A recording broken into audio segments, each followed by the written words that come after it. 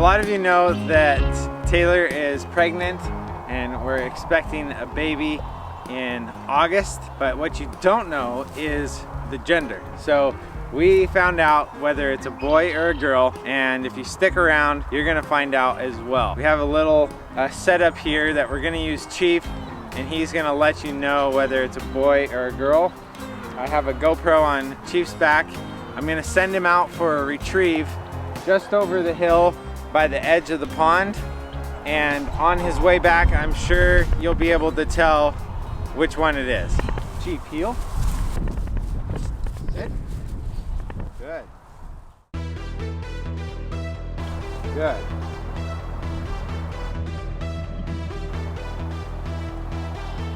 Back. There he goes.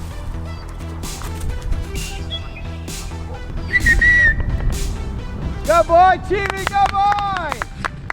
Good boy, good boy, good boy, good boy!